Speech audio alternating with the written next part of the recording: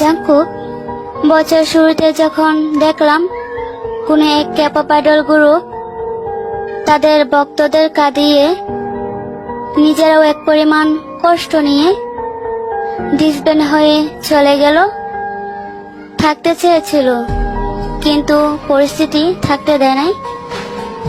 অবশেষে একটা গাছ থেকে 9টি ফুল ঝরে ভিন্ন ভিন্ন জায়গায় চলে গেছে। আচ্ছা জাঙ্কুক, একদিন সেম আমাদের সাথেও হবে।